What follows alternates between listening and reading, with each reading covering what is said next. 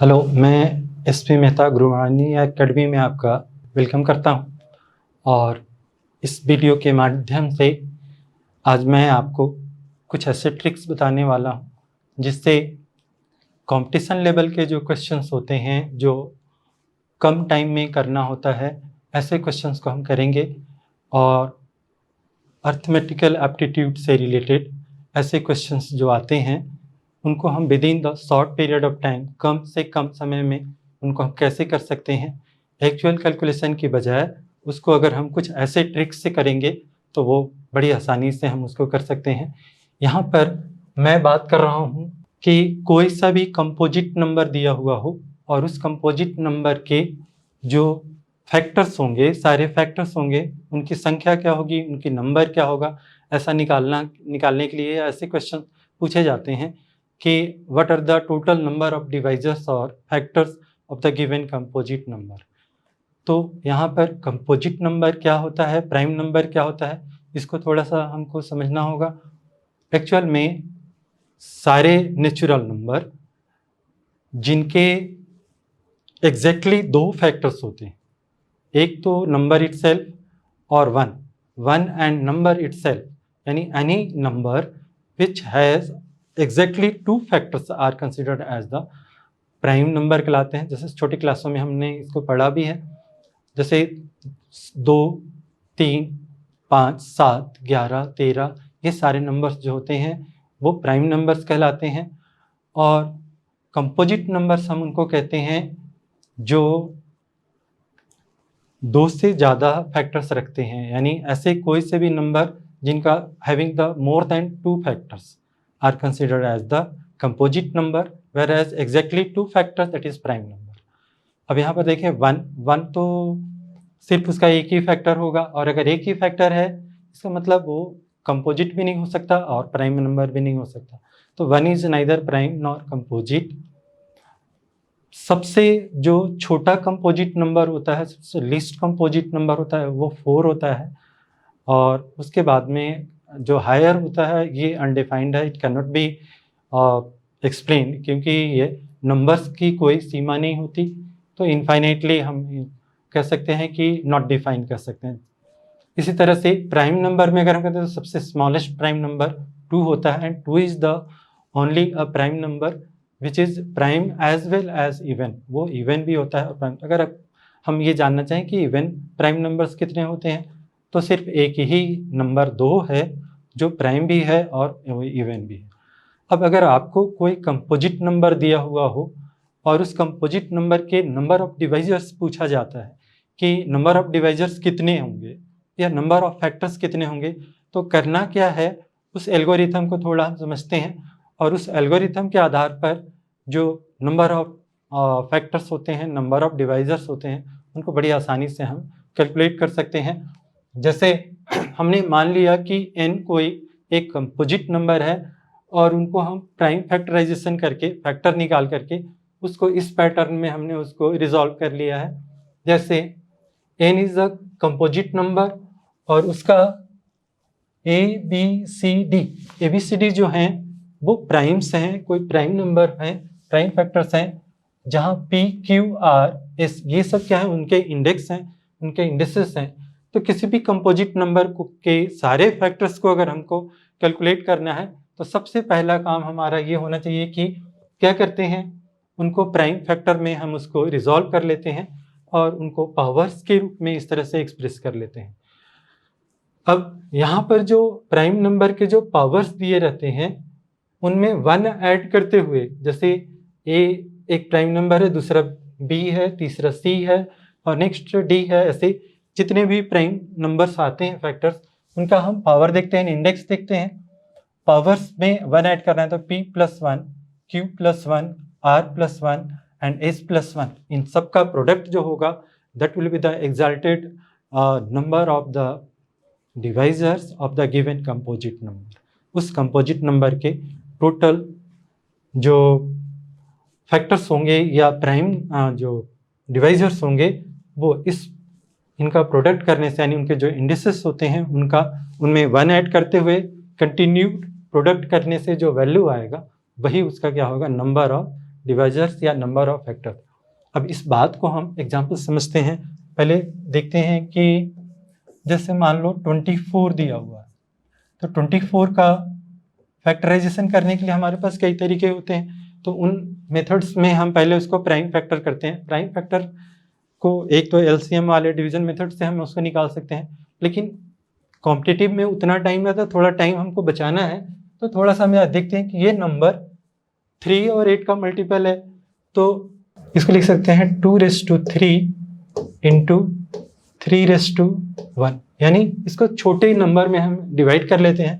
तो 3 इंटू 8 और 8 को हम 2⁻³ लिख सकते हैं, 3⁻1। अब यहाँ पर ये प्राइम कंपोजिट नंबर 24 और उसके प्राइम फैक्टर्स ऐसे इंडेक्स के रूप में हम इस तरह से उसको लिख लेते हैं, और फिर उनके इंडेक्स को देखना है। तो टोटल नंबर ऑफ फैक्टर्स या डिवाइजर्स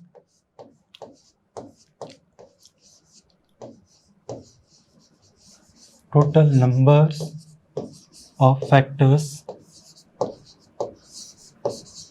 क्या करना है, ये जो पावर होती है उसमें 1 ऐड करना है, 3 + 1, एंड यहाँ पर 1 दिया है तो 1 + 1, and this will equals to 4 और ये 2 आ गया, and this will equals to 8। तो टोटल नंबर ऑफ डिवाइजर्स कितने होंगे, तो 24 के टोटल फैक्टर्स 8 होंगे। ऐसे ही कुछ और एग्जांपल देखते हैं, जैसे 120 दिया हुआ है। सेकेंड 120 का अगर हम टोटल फैक्टर्स जानना चाहते हैं तो इसको भी हम प्राइम फैक्टर के रूप में रिजॉल्व करेंगे। अब प्राइम फैक्टर को रिजॉल्व करने के लिए आप डिवीजन मेथड से करने के बजाय अगर यहाँ जीरोज़ वाला आ रहा है तो जीरो वाले नंबर को हटा दें, यानी 10 अलग कर दिए, तो ये क्या आ जाएगा 12 × 10। 12 × 10, अब 12 को हम आसानी से ही रिजॉल्व कर सकते हैं। 3 × 4 और 10 को 2 × 5।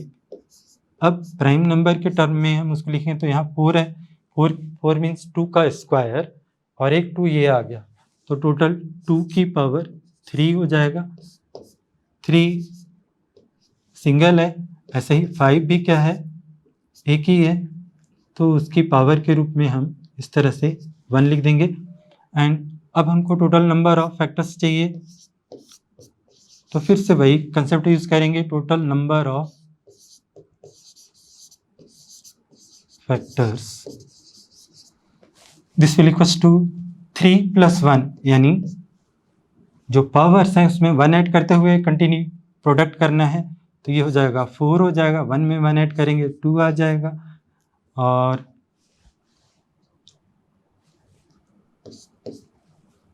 वन, तो ये 2 आ जाएगा, यहाँ पर भी 1 है, यहाँ से भी 2 आ जाएगा, and this will equals to 16, यानी टोटल नंबर ऑफ इसके जो डिवाइजर्स होंगे, इनके जो फैक्टर्स होंगे कितने होंगे, 16 होंगे।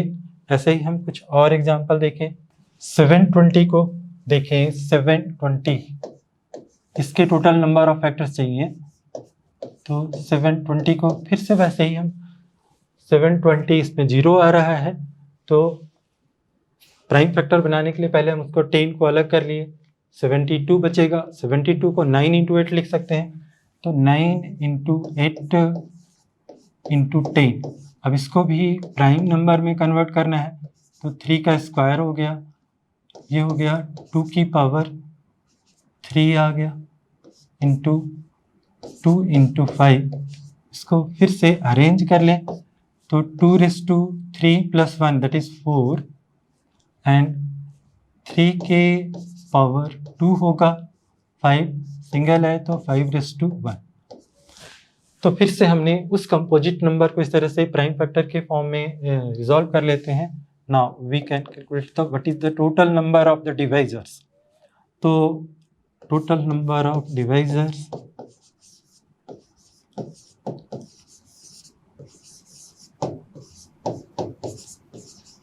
डिवाइजर्स 4 + 1 दैट इज 5, यहाँ पर 2 है, तो 2 + 1 3, एंड 1 + 1, तो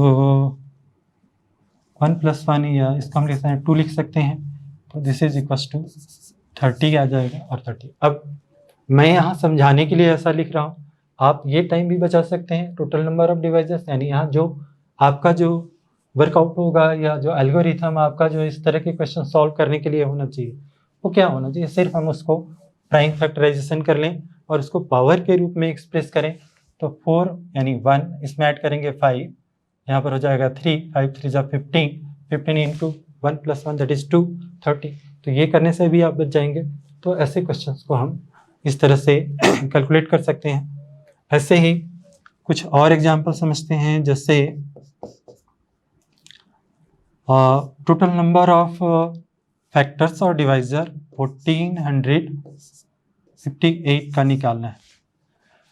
तो 1458 को हम पहले प्राइम फैक्टर के रूप में रिजॉल्व करें तो ये 2 का मल्टीपल है, तो 2 से हेयर कट करेंगे तो 729 आएगा। और 729 का मतलब तो 3, 9, 27, 81, 243 एंड 729, मतलब ये इसको अगर हम रिजॉल्व करेंगे तो 2 इंटू 3 की पावर 3, 9, 27, 81, 243 एंड 729 मीन्स 6 पावर आ जाएगा। तो यहाँ पर पावर कुछ नहीं है तो हम 1 मान लेंगे। तो टोटल नंबर ऑफ फैक्टर्स या डिवाइजर्स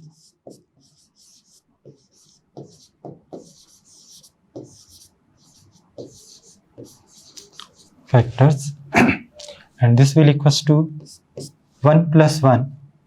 यहाँ ऐसा भी लिख सकते हैं 1 + 1, लेकिन हमको टाइम बचाना है तो जितना हम कम लिखने का काम करेंगे, यानी 2 into 7 and this will equals to 14, इसके क्या होंगे, फैक्टर्स होंगे।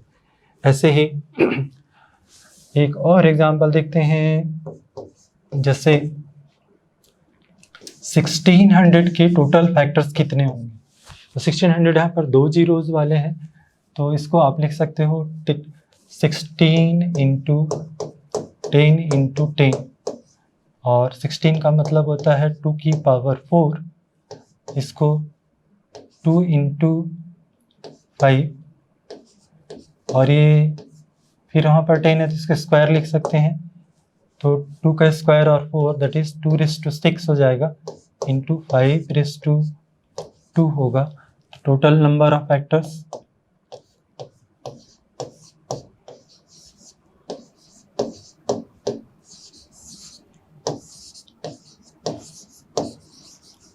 will equals to 6 + 1 and 2 + 1 and will equals to 21। इस तरह से हम किसी भी कंपोजिट नंबर में टोटल नंबर ऑफ फैक्टर्स कैसे होते हैं इनको हम निकाल सकते हैं। और कुछ ऐसे ही वीडियोस लेकर के और फिर मैं उपस्थित होता हूँ। आज के लिए धन्यवाद, थैंक यू।